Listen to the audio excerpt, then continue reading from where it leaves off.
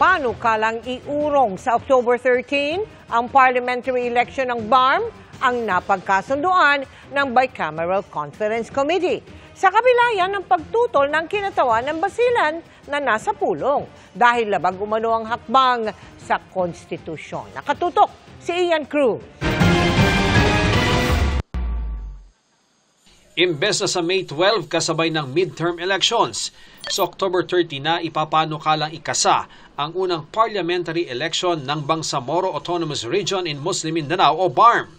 Napagkasundoan kasi ng mga senador at kongresista ng pag-isahin ang kani-kanilang bersyon ng panukala sa kanilang Bicameral Conference Committee meeting. Para ma-reposition yung ating security and election officials para matiyak na yung kauna-unahang halalan sa BARM ay tunay na magiging malinis, kapani-paniwala at mapayapa. Hindi susundin ang panukala ng Kamara na isang taong ipagpaliban ang BARM elections. Masyado nang matagal. Mas maikli, mas maganda para sa akin para wala ng panahon na i-reset pang muli.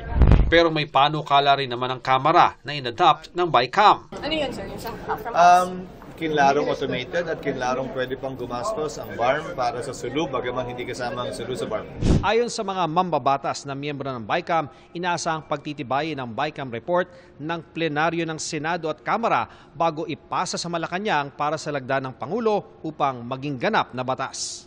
Ang nilagay namin sa effectivity clause dahil urgent ito ay immediately upon publication sa Official Gazette. Hindi yung usual 15 days upon completion of publication in a newspaper of general circulation. Napagkasundoan ding i-extend na lang ang termino ng kasalukuyang miyembro ng Bangsamoro Transition Authority hanggang sa maihalal na ang mga susunod na lider ng rehiyon. Nasa BICAM deliberation pero hindi lumagda sa BICAM report si House Deputy Minority Leader Mujib Hataman, kinatawan ng Basilan na bahagi ng BARM. Anya, kung gusto natin ng kapayapaan, dapat ay hayaan ang mga taga-Bangsamoro na pumili ng kanilang mga leader sa eleksyon sa Mayo. Nakatakda rin anya sa konstitusyon na 3 taon ang termino ng local officials, pero mas maikli dyan ang mangyayari sa panukala dahil itinakda nitong sa 2028 ang sunod na BARM elections. Hindi anya pwedeng gawing normal ang pagpapaliban ng halalan.